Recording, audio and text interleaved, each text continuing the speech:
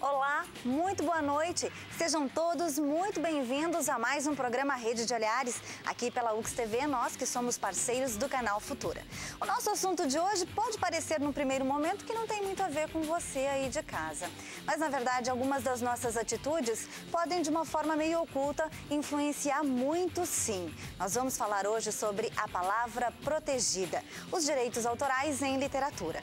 E para estar falando sobre isso conosco aqui no programa, a gente trouxe um time de pessoas que, na verdade, nós somos em poucos, aparentemente, mas que falam, sem dúvida nenhuma, aqui que equivalem a 100 pessoas. A gente tem Marcos Fernando Kirsch, que é escritor. Seja bem-vindo, Marcos. Obrigada pela vida. Obrigado. Pela vinda, aliás. Pela vida também. Também. Vida literária.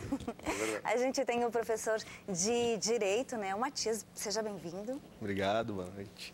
A gente tem a Mônica Montanari, que é escritora e advogada. Bem-vinda também, Obrigada, Mônica. Adri, pelo convite. Prazer estar aqui. A Marilene, que é presidente da Academia Caxiense de Letras. Obrigada pela vinda. Boa noite, é um prazer. A gente tem aqui do ladinho a Lucy, que é escritora. Obrigada, Lucy. Obrigada, prazer. Maria Nair, que é da Biblioteca Pública. Obrigada. Eu que agradeço. A Alice Brandão, que é escritora. Obrigada também. A gente tem ali a Maristela Davis, jornalista e escritora. Obrigada pela vinda. E a gente está recebendo um acompanhante do professor Matias, não é mesmo? Obrigada pela vinda. Como é teu nome mesmo? Daniela. Ah, Daniela. Sou advogada, professora universitária e escritora. Eu já vou te passar o microfone, que na sequência... Repete para nós. Eu sou Daniela, sou advogada, professora universitária e também escritora. Ok. Bom, acho que a primeira coisa que a gente pode falar nesse nosso programa, falando a respeito de direitos autorais, de literatura, e eu vou começar com o professor Matias. O que a gente pode entender por propriedade intelectual e por direito autoral? Que monstros são esses? Na verdade, nós temos todo um histórico legislativo que se iniciou bem atrás, lá mais ou menos no século XVI, XV e XVI, e que depois, no nosso país, foi referendado pela Convenção de Berna, porque as normas de direito intelectual, direito industrial, propriedade imaterial, né, elas vêm todas do direito internacional. E aqui no nosso país nós tivemos, foi referendado através de um decreto de 1975, que vigorou até a vinda da Lei 96/10 de 98, que trouxe a proteção desses direitos, né, de um direito imaterial, de um direito de criação, né, de um direito que pertence àquela pessoa que cria uma obra literária, né, um desenho. Tem toda uma esfera de proteção de inúmeros inventos intelectuais, digamos assim, e que merecem proteção e que parece ser muito distante da maioria das pessoas hoje em dia, mas que estão no dia a dia de todo mundo. Né? Principalmente a gente tem visto muitos problemas com as redes sociais, que nós certamente vamos tratar aqui, né? E muitos problemas também que decorrem do próprio meio acadêmico nesse sentido. Mas algo bem recente, né, Mônica? 76? Na verdade, a primeira lei é 75 e em 98 que nós temos o regramento, né, Adriana? Exatamente na lei que consolidou a legislação sobre direitos autorais. E daí, a partir daí, a gente começa a trabalhar com toda a gama, não só na literatura, o direito ao uso de imagem, a questão do registro da obra de cinema, né? Todas essas questões que permeiam a produção artística e intelectual. Nós falávamos antes, eu sempre tenho, para as pessoas terem uma noção do que significa a obra. Uma vez eu assisti uma palestra onde foi dito assim: eu tenho na minha casa, eu não tenho, queria ter, uma obra do Van Gogh. Eu comprei num leilão uma obra do Van Gogh, mas ela não deixa de ser um Van Gogh. Para as pessoas entenderem a representatividade. Não é porque eu compro que ela passa a ser minha, ela tem um direito autoral da outra pessoa. Então, para mim, isso é bem simbólico para as pessoas entenderem do que está se tratando. Sem dúvida nenhuma. E a gente tem na biblioteca, o pessoal costuma ir, às vezes, Maria Nair, eu falava bem no início, a gente vai para a biblioteca e daí eu preciso de um texto. E aí eu pego o livro e faço o xerox inteiro desse livro. Não faz. Não faz. Não faz porque exatamente a lei essa lei mais recente, né, impede que seja feita cópia de livros.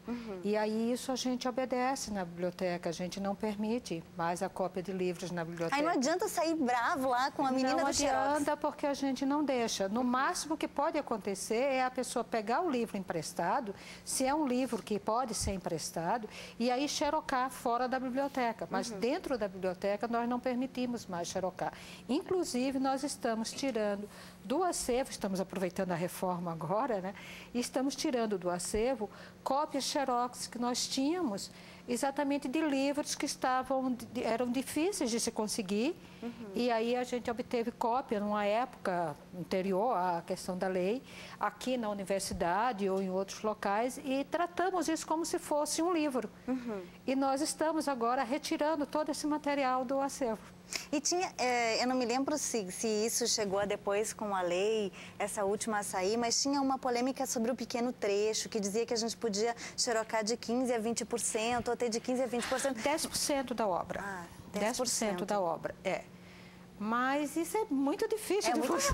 É muito relativo, né? Às vezes, 10% de uma obra que tem 64 páginas, assim, é muita coisa, né? Então, ou se você quer um capítulo inteiro dessa obra, e ele é quase, tem 3 contos, vamos dizer. Estou pensando exatamente no livro que eu li no final de semana, que são 4 contos do Conan Doyle. Então, se você vai xerocar um conto, você já xerocou mais do que 10% da obra. Então, a gente não deixa mais xerocar, assim, é uma página, 2, 3, sabe, assim. E muitas coisas intercaladas, inclusive. Então, a gente está procurando cumprir isso. Claro. A gente não quer problemas legais. Mari e Marcos também. Eu estava assistindo uma entrevista hoje à tarde do escritor do Luiz Rufato, e ele estava dizendo o seguinte, que ele vive de literatura, mas ele não vive de direitos autorais. Porque se tivesse que viver disso era complicado. Como é que vocês veem isso? Olha, eu acho que ele tem completa razão, né? No Brasil, que é um país de poucos leitores, né, realmente é praticamente impossível tu viver de literatura, da publicação de teus livros, né? Tu acaba conseguindo algum retorno financeiro a partir do entorno disso, que é palestras, né, conversar em escolas, etc. Mas da vendagem de livros, a não ser que tu se chame Paulo Coelho, né, que é um privilégio de uma pessoa aqui no nosso país, é muito difícil de fato. É interessante que essa questão da garantia do direito da tua obra, o Dr. Matias remetia ao século XVI, né, essa preocupação que já começava. Estava pensando aqui, século XVI são os anos 1500, 1500 e pouco, né? Isso me faz lembrar de Miguel de Cervantes, autor do Dom Quixote, né? Cervantes publicou Dom Quixote em 2 partes. Parte 1, 10 anos depois, publicou a parte 2. Nesse meio tempo de 10 anos, houve alguém, cujo nome agora eu me esqueço, que publicou uma segunda parte, uma continuação apócrifa da obra de Miguel de Cervantes, roubando os personagens. Né? Pegou o Dom Quixote, pegou o Sancho Panza e deu uma continuação por conta própria da obra do Cervantes. Quer dizer, o que deixou Miguel de Cervantes muito irritado, e ele se refere a isso, inclusive, na segunda parte do livro dele. Isso em 1500 e pouco, século XVI. Então, essa preocupação em se garantir e se resguardar os direitos de quem é autor de uma obra, seja ela de literatura ou qualquer que for, é uma coisa antiga, de fato, acho que nasce junto até com a criação dessas obras todas, e está no nosso dia a dia, está no nosso cotidiano, né? Acho que é uma preocupação que é concernente a gente. Eu gostaria de fazer uma interferência baseado no que a Maria Naíra estava colocando e no que vocês colocaram como aspecto legal, como lei. Em termos de academia, nós vamos enfrentar um problema muito sério. Porque os nossos acadêmicos antigos escreviam, as obras deles eram fascículos. 10, 15, no máximo 20 folhas. E foram distribuídas exemplares assim, um para a Biblioteca Pública, um para o Arquivo Histórico, um para a Biblioteca Pública Rio-Grandense, para entidades. E agora a gente gostaria de ter nos nossos arquivos, fazer um resgate dessas obras. Como é que nós vamos fazer, Marineira? Vocês eu sei que tem. Tem, são obras, são fascículos que a Academia publicava com 20 exemplares, tiragem de 20 exemplares. Pois é, aí é o problema. Nós temos um fascículo na biblioteca. O que é que a gente faz nessa hora? Mas tem senhores advogados. Nesses casos... Aqui vocês têm não tinha nem editora. Não era nem uma editora, era assim. Era tipo, da geração mimeógrafa, vamos dizer assim. Vamos dizer, ou a datilografia. Datilografados, E daí, então, o mimeógrafo fazia as cópias. Nesses casos... As pessoas estão vivas aí? Não. Nesses casos de obras raras que não se localizam, né, mais, que os autores também já faleceram há tanto tempo que não tem sucessores em muitos casos, né, aí se permite sim que se façam pontualmente essa cópia. Né? Olha ali, vamos salvar. Se não há mais como identificar, né, e não se tem no mercado à disposição. Dificulta a leitura. Dificulta muito. Ou a outra possibilidade, se as pessoas ainda estão vivas, é buscar a autorização deles. Você veja que então, em 1997, o nosso José Bernardino, nem o pozinho, mas... Nós temos a questão do domínio público, né, que a Lei de Direitos Autorais reserva 70 anos, até 70 anos após a morte do titular. Eu posso ir lá na biblioteca e ela tem autorização de me deixar copiar. Para o arquivo da academia, vamos ser bem claros. E eu sugeriria, mas aí não dá para fazer um registro desse material? Eu sugeriria que ele fosse novamente copiado. Porque alguns, inclusive, são cópias e estão bem clarinhas, estão difíceis de copiado, seja digitado de novo. Uma confissão. Isso pode ser feito, sem problema. Ótimo, mas amei a ideia, valeu o programa por isso. Olha, só pensa também, Marilene, que fica um tempo guardado as fitas, tá? Se tu precisar disso, tu tem que... Já tem as providencial como prova, né? Mas olha, eu tenho 2 anos só na biblioteca, tá? Daqui a 2 anos eu me aposento.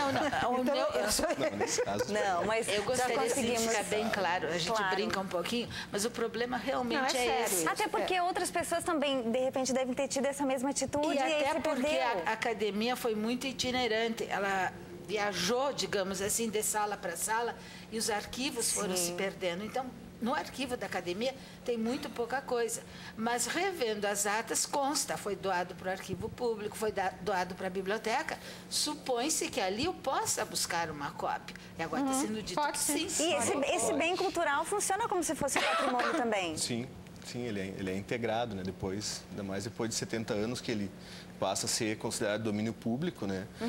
E sempre considerando que a proteção dos direitos autorais no Brasil, ela é a 4ª legislação mais rígida no mundo, ou seja, que mais protege os direitos do autor. Né? E nesses casos, por exemplo, a Convenção de Berna, que era aplicável aqui, previa que o domínio público seria uns 50 anos após a morte. E a lei referendou 70 anos. Então, a nossa legislação, embora nós tenhamos alguns movimentos de mudança dessa legislação, até para que se flexibilize mais a questão dos direitos autorais, que eu, até certo ponto, sou contra. Portanto... De 62 para trás, os que publicaram, a gente pode copiar, sim. Mas esses que eu me refiro ainda são muito anteriores. Sim. São da época ainda que Caxias não era. São obras que já estão integradas ao domínio público e podem, inclusive, ser reeditadas e exploradas nesse sentido. Na realidade, essa é uma das missões da biblioteca, é exatamente a preservação deste patrimônio, evitar que esse patrimônio se perca. Então, com certeza. Então, você já pode ir localizando esses fascículos? Sim, eles já estão, inclusive, no sistema. Se você acessar o sistema Bíblia, você vai localizar. Já estão lá. Maravilha. Mari, não vou poder baixar, né? Não, ainda não. Não está digitalizado. E tu vive de direitos autorais ou não? Olha, até que gostaria, mas realmente é como o Marcos disse. Aqui, ó, microfone. Isso. Como o Marcos falou, no Brasil, para um escritor ainda mais iniciante, é muito difícil, o público não conhece suas obras, as tiragens são mínimas. E mesmo assim, para te viver de direitos autorais, que é um percentual daquilo que o leitor paga pelo livro, vai chegar no máximo 20% na mão do autor, quando tu tem um bom contrato. Quando tiver um bom contrato. Então, que a regra é 10, né? Normalmente 10, de 10 a 20. Então, e o que é um bom contrato, Mari? Olha, acho que conseguir 20% seria um excelente contrato. Nossa. E mesmo assim teria que vender um volume muito grande de livros para te poder viver disso. Fazer uma média de 10%. Se um livro custa R$25, a cada livro vendido são R$2,50.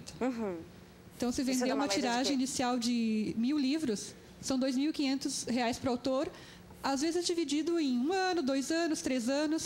Então, é complicado. Isso é não sendo Padre Marcelo, Paulo Coelho, dificulta bastante. É porque talvez a gente não tenha, a gente tenha alguma entidade, a gente falou da lei, mas que faça, por exemplo, essa mediação entre o escritor, a editora e o público leitor? Não conheço. Ainda não tem. É um trabalho quixotesco de cada um sozinho. No plano de cultura que a gente andou elaborando e foi para aprovação, não sei ainda se já está completamente aprovado, uma das coisas que a gente estava pedindo era justamente isso. Como tem o Financiarte e tem a lei de incentivo, tivesse também uma lei que fizesse esse trabalho. A publicação e a circulação, que é muito importante. Porque publicação é fácil. Você pode ter lá milhões de livros empilhadinhos, mas a circulação ainda não, né? A circulação está muito difícil. Hoje nós não temos ou você doa e aí circula, ou então um compra e empresta para o bairro inteiro. Nós não temos nenhum órgão realmente no campo da literatura que fiscalize essa questão de vendagem e tudo mais, como a gente tem no campo dos compositores, que tem o ECAD, que arrecada muito com os direitos autorais. Que também é cheio de polêmica. Muito cheio de polêmica, até que ponto são repassados os direitos a quem de direito, né? Mas no campo literário não há nenhuma entidade que faça essa mediação de saber realmente se efetivamente os autores estão estão recebendo por esses direitos. Infelizmente, falta, é um caminho, realmente é um caminhar sozinho do Até o pessoal do teatro está reclamando da circulação. Facilitou a produção, a publicação. A circulação está enterrada. Mas então deixa eu fazer uma outra pergunta, porque a gente falou bem no início da questão das mídias sociais e a gente tem esses textos, então, indo direto para a internet. Como é que fica isso? Como é que fica? Porque assim, junto com essa, eu vou fazer um segundo questionamento. A Maristela falou da questão de fazer um bom contrato, né? Que se fosse de 20%. A gente pensa em publicação, a gente pensa em todo o trabalho do editor, depois o trabalho, enfim, do livro, o trabalho do próprio escritor. Mas e quando vai para um e-book, que não tem isso tudo? E o escritor continua ganhando menos? Como é que funciona isso? O e-book, ele tem também... Recentemente eu troquei os contratos dos meus livros, incluindo a questão de publicação em e-book. Aí, no meu caso, pelo menos ficou 10%. Só que o valor do e-book é bem mais reduzido, então já diminui mais ainda. E no Brasil, acho que não... Apesar das pessoas lerem bastante, publicarem em Facebook, em blog, eu acho que não tem ainda muito essa cultura de comprar e-book. Então, é uma coisa para muito futuro. Passa para a Alice para mim. Alice, fala um pouquinho, o que tu acha hoje do mercado para escritor, para o mercado para quem quer publicar em Caxias do Sul? E se a gente pudesse fazer uma comparação, por exemplo, saindo de Caxias, Porto Alegre, Rio Grande do Sul, o resto do Brasil, como é que você vê isso? Bom, historicamente, a gente sabe que o escritor, o autor, nunca é reconhecido imediatamente no seu local de origem. Ele primeiro tem que fazer sucesso fora, para depois chegar a ser reconhecido na sua origem. Então, é interessante participar de feiras de livro, de fazer lançamento em outros municípios, aguardando que chegue o momento. E o trabalho de marketing tem que ser muito bem feito. Eu acho que talvez mais comprometedor do que o contrato com a editora é o contrato com a distribuidora. E eu acho que cada vez mais as editoras têm que se especializar em ter um bom campo de distribuição, ter boas linhas de frente. Né? Quando eu publiquei meu livro, uma das opções que eu tive com essa editora, que eu conversei com o proprietário, foi exatamente isso. Eu poderia colocar uma outra editora, mas eu opto pela tua editora em função da tua distribuição, até onde eu tinha contatos, ter uma distribuição eficiente. Né? Então, eu acho que isso a gente também tem que analisar quando a gente quer publicar um livro. Saber aonde que esse livro vai parar. Como é que foi o teu processo de criação? E depois desse livro? E queria que você lesse um trechinho, que a gente vai para o intervalo, mas queria que você lesse um pouquinho dele. Como é que foi? Antes eu falo do processo de criação. Como é que tu criou ele? Quem é a louca? Eu e a Vivi Pascoal falamos que a gente tem um processo de criação muito parecido. E agora o Milor, que dizia que quando ele começava a escrever, ele nunca sabia exatamente o que ele ia escrever. E eu tenho esse processo de criação até hoje, tanto com A Louca e Outros Contos de Ônibus, como outras coisas que eu vinha escrever, que eu não sei se eu vou publicar, né, Mara, que eu estava falando. Mas, de qualquer forma, quando eu começo a escrever, eu nunca sei exatamente qual é o passo que eu vou dar. Tanto que, às vezes, no meio de um trecho, eu paro, coloco entre parênteses que aquilo vai gerar um outro conto posteriormente. Né? Então, é muito... é instintivo. Né? E a Vivi Pascoal, a gente sempre fala... que é parecido. Que é parecido, a gente vai com amor, né? E não aquela coisa, hoje eu vou escrever sobre. Sim. Abre os passos na calçada. Não é o escritor profissional. Então, assim... E eu acho muito prazeroso, né? Eu acho que um escrito jornalístico, se bem que a Maristela tem produção que não é jornalística, e Marcos também, mas eu acho que vocês entendem.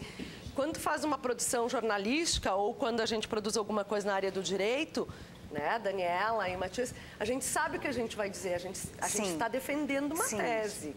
Agora, na literatura, a gente pode voar. Eu acho este é o grande prazer. Né? Mais liberdade. E no meio do meu texto eu posso trocar de rumo. Né? Posso trocar de rumo, posso mudar, posso criar diferente.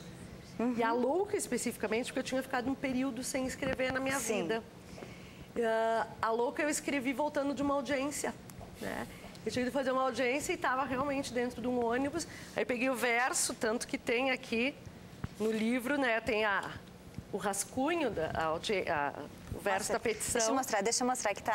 onde tá ali com a minha letra, aqui, que eu vou escrevendo no ônibus. E aí acabou sendo utilizado ali na... E daí eu tava sem...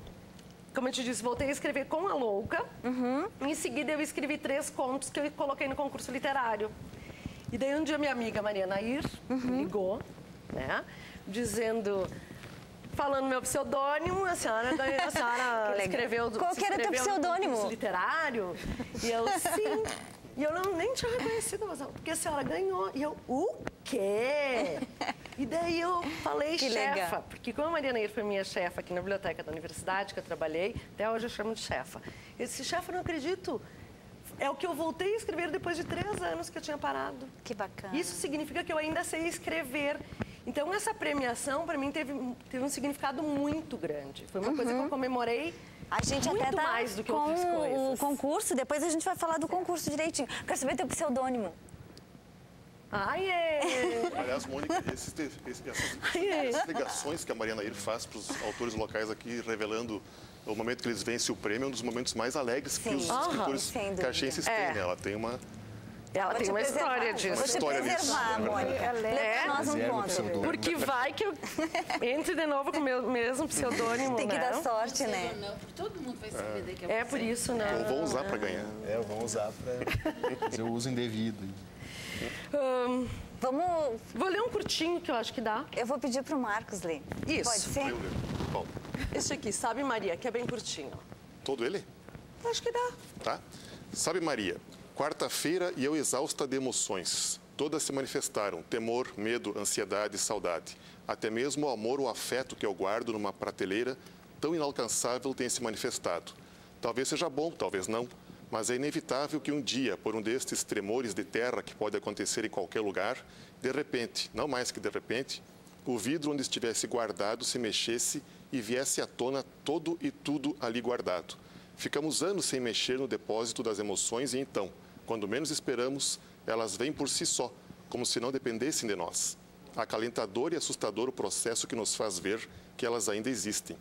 Acalentador porque voltamos a perceber a nossa existência, além desta razão, esta que pregamos no dia a dia, todo dia, e deste corpo. Assustador porque, neste momento, ainda não sabemos o que fazer com tudo isso. Podemos guardar um pouco para o café da manhã? Nesta hora tão esdrúxula, adoro essa palavra, do encontro é que lembro do meu amigo que escreveu que a alma era tal qual sabiá, que um belo dia resolveu partir e então a razão, a sabedora de tudo, resolveu tomar conta do espaço. Ao final do dia, tudo que se queria era o canto do sabiá, mas os sabiás só cantam ao raiar. Descobertas? Releio agora a carta que recebi de você com a certeza de que eu mesma poderia ter escrito, porque nossos amores ficam sempre trancados em vidros ou livros, nas prateleiras mais inalcançáveis, como para negar sua existência, não ter que ver. Você me diz tudo isso, mas não me conta o que fez com o conteúdo do vidro depois que ele abriu e me deixou a pensar o que eu faria. Sabe, Maria, que não sei o que te dizer? Não sei o que faria, mas acho que juntaria tudo, cuidadosamente, varreria, colocaria no lixo e colocaria fora. Colocaria fora. O que foi que você fez? O o que foi que nós fizemos. E é isso aí. Sabe, Maria? A gente vai para o nosso intervalo e já volta.